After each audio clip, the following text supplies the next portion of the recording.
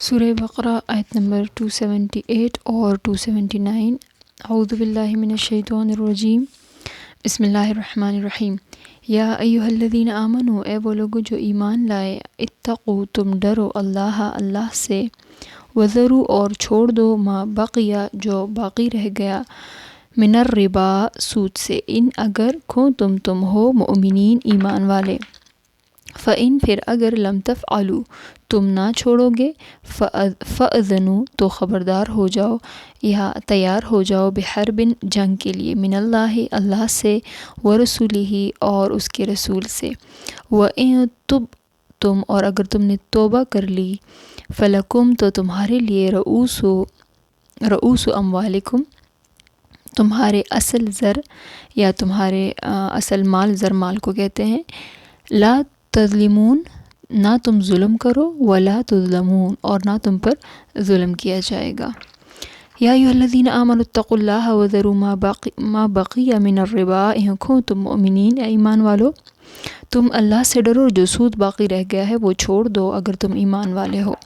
فإن لم تفعلوا فأذنوا بحرب من اللہ ورسولہ پھر اگر تم نہ چھوڑو گے تو اللہ اور اس کے رسول سے جنگ کے لیے خبردار ہو جاؤ، وَإِن تُبْتُمْ فَلَكُمْ رُؤُوسُ أَمْوَالِكُمْ لا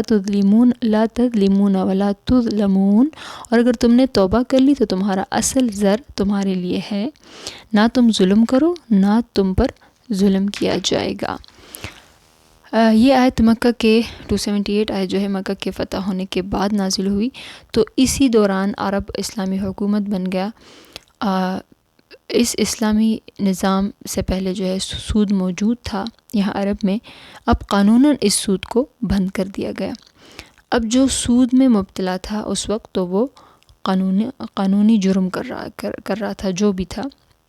تو بہت سے صحابہ نے فتویٰ دیا کہ جو کوئی بھی اسلامی حکومت کے زیر سائے میں ہے، اگر اس نے سود کا کاروبار کیا تو اول تو اس کو مجبور کیا جائے گا کہ وہ توبہ کر لے اس سود سے، اور اگر پھر وہ جو ہے بندہ منع نہیں ہوا تو پھر اس کو قتل کر دیا جائے گا، اور کچھ علماء کہتے ہیں کہ اس طرح سود کرنے والوں کے لیے پھر قید بھی کافی ہے۔ پھر اس آیت میں حکم ہے اللہ کا کہ جو پہلے سود لیا یا دیا وہ معاملہ چھوڑ دو، اور اب اس کے بعد جس کا سود رہتا ہے تو وہ چھوڑ دو، اگر تم سچے مسلمان خود کو کہتے ہو تو اس سود سے خود کو بچا لو۔ پھر آیت نمبر 279 میں ہے کہ پھر اگر تم نہ چھوڑو اس سود کو تو اللہ اور اس کے رسول سے جنگ کے لیے خبردار ہو جاؤ۔ قرآن میں کسی گناہ پر اتنی سخت بات نہیں کی گئی، سود پر یہاں سخت بات کی گئی ہے، اور پھر فرمایا گیا ہے کہ جو اصل مال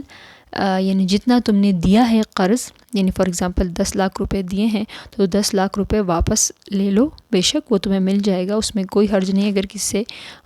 اپنا قرضہ واپس لینا چاہتے ہو، لیکن سود نہیں، ٹھیک ہے۔ اور پھر جب تم سود لوگے تو تم ظلم کرو گے، اور تم سود کو چھوڑ دو